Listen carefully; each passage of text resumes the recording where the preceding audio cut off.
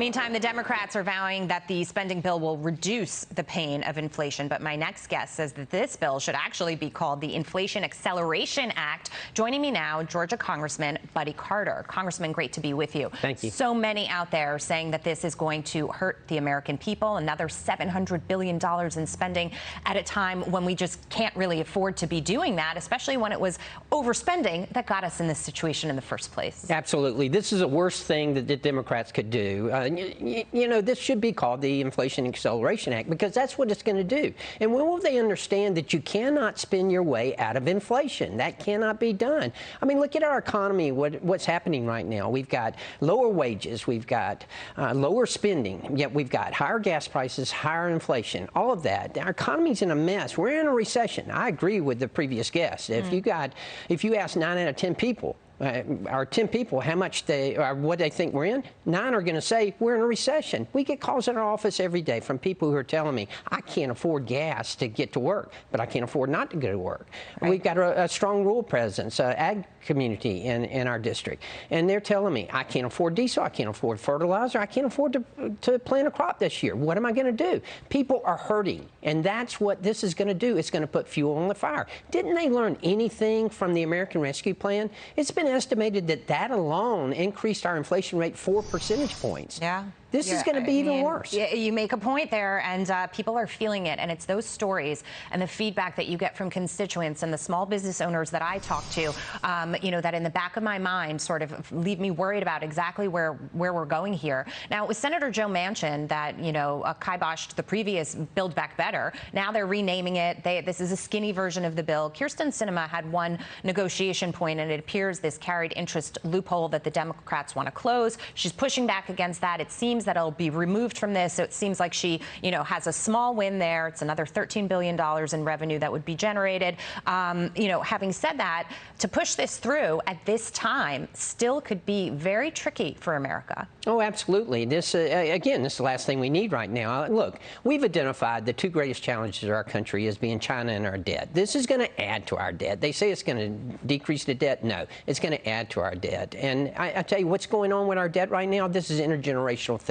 As the father of 6, as a the father of 3 and the grandfather of 6, I'm not going to leave my children and my grandchildren with $30 trillion in debt. We've got to address this. This is only going to add to it. This is absolutely the wrong thing. And it's not just your money that they're playing with here. It's also your health, because this includes a portion. As a pharmacist, I have to mention this. It includes something. They're going to kill medical innovation. They're going to kill research and development at a time when we can least afford to have that happen. We have so many diseases out there that we need cures to, Alzheimer's being one of them, that if they pass this, particularly the prescription part of it, this is going to kill research and development. We can ill afford that right now. No, that's an excellent point, and I haven't really dug into the healthcare aspect of it because there's so much other stuff in this bill as well, but that is an excellent point. They also, at a time when gas prices are still high on a relative basis, I know they've come down a lot, but people are hurting, still having trouble filling up at the pump.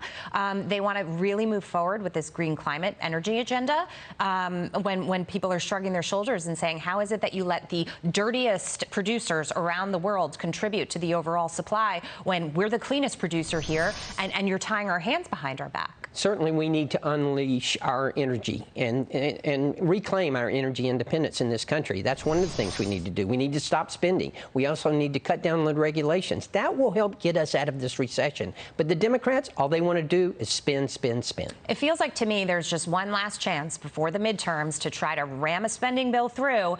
And that's kind of what's happening here, essentially. And the administration and the Democrats are thinking, OK, well, we'll just do that no matter what the consequences are. And we'll put the onus on the Fed to hike interest rates, and, you know, Jerome Powell will be the bad guy here. I couldn't agree with you more. I think that's exactly what they're doing right. This is a Hail Mary. There's no question about it, because we are going to take back the majority in the House of Representatives next session. And when we do that, we're going to stop this kind of nonsense. Yeah, and you bring up that point about the pharmaceuticals, innovation, China as well. You know, on the global stage, this would be the time that we have to step up and be more competitive than ever with respect to everything that we're doing. And it kind of seems like we are a bit of a laughingstock of the world right now. Absolutely. And what we've done this week, what we witnessed this week, and what the Democrats have done has to, first of all, with the Speaker's trip to Taiwan, which I applaud her for doing that, because I can assure you Joe Biden didn't have the guts to stand up to China.